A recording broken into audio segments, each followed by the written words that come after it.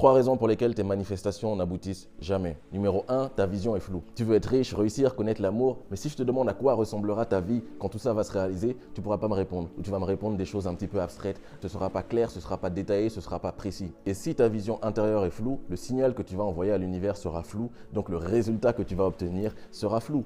Ta vision doit être claire, précise, détaillée. Tu dois pouvoir ressentir chaque émotion, chaque sensation liée à cette vie que tu veux manifester de manière claire et détaillée. Plus les signaux que tu envoies dans l'univers pour cette manifestation sont clairs et précis, plus tu vas obtenir des résultats clairs et précis et qui correspondent exactement à ce que tu veux manifester. Peu importe que tu pratiques la manifestation sur le plan spirituel ou que tu sois religieux et que tu fasses tes prières, si tu as des demandes floues, tu auras des réponses floues.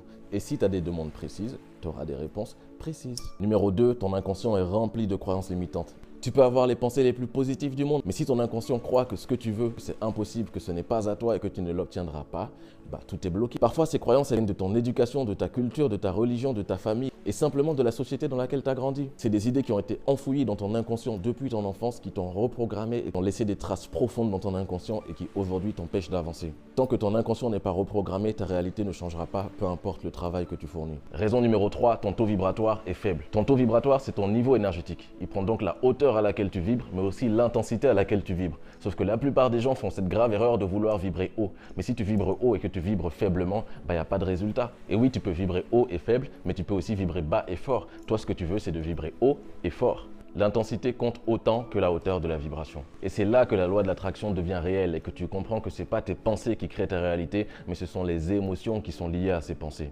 Chaque émotion émet une fréquence et chaque émotion va attirer la réalité que tu veux manifester. Ton taux vibratoire dépend donc de ta trinité, ton corps, ton mental et ton esprit. Et chacun des éléments de cette trinité va participer à ta manifestation. Si l'un de ces 3 éléments de ta trinité est faible, ton niveau énergétique, ton taux vibratoire chute et tes manifestations perdent en puissance. Dans ces 3 vidéos de cette série sur la manifestation, tu as compris un petit peu les bases et les fondamentaux de la manifestation. Maintenant, pour appliquer tout ça, c'est une autre histoire. C'est pour ça que j'ai créé une méthode simple et efficace que je t'enseigne dans ma formation Les clés de la manifestation. Cette méthode a déjà fait ses preuves et a transformé la vie d'une centaine de personnes. Donc si tu es prêt et déterminé à transformer ta vie et matérialiser la vie que tu veux réellement, clique sur le lien dans ma bio et tu pourras accéder à ma formation sur la manifestation. Je te garantis qu'elle va changer ta vie.